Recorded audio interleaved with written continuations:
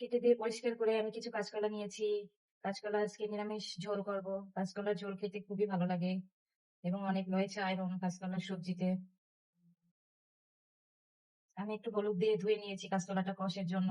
কষটা ছাড়িয়ে নিয়েছি। আমি প্রথমে কড়াইয়ে ঝাল পেঁয়াজ দিয়ে দিয়েছি। এখন 1/2 কাপ পরিমাণ তেল দিয়ে দিব।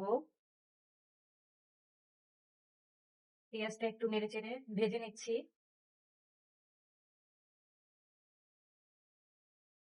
পেঁয়াজ আর ঝালটা একটু ভেজে নিয়েছি। এখন আমি এর মধ্যে আস্তে আস্তে সব মশলা দিয়ে দিচ্ছি। 1/2 চা চামচ রসুন বাটা, সামান্য আদা, পেঁয়াজ মশলা একটু পানি দিয়ে দিচ্ছি। মশলাটা পুড়ে না যায়। এরপর আমি 1/2 চা চামচ হলুদ গুঁড়ো দিয়ে দিয়েছি। 1/2 চা চামচ মরিচ গুঁড়ো দিয়ে দিয়েছি। ধনিয়া গুঁড়ো 1/2 চা চামচ। মশলাটা নেড়ে চেড়ে আমি কষিয়ে নিচ্ছি। লবণটা স্বাদ মতো দিয়ে দিয়েছি। আমি সুন্দর করে মশলাটা কষিয়ে নিব। কাঁচা ঘ্রাণটা চলে যাবে। তাহলে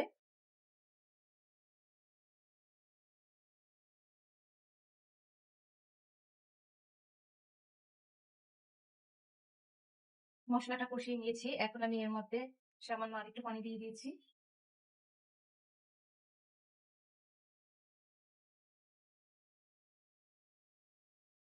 পানিটা দিয়ে এখন আমি কেটে ধুয়ে পরিষ্কার করে রাখা কাঁচকলাগুলো দিয়ে দিয়েছি।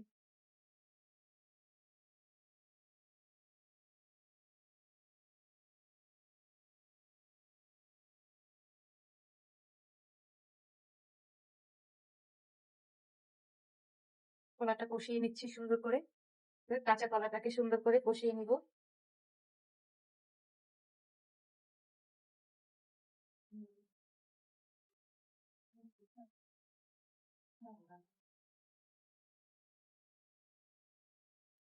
ঢেকে দিয়ে কিছুক্ষণ কষিয়ে নিব আস্তে আস্তে করে।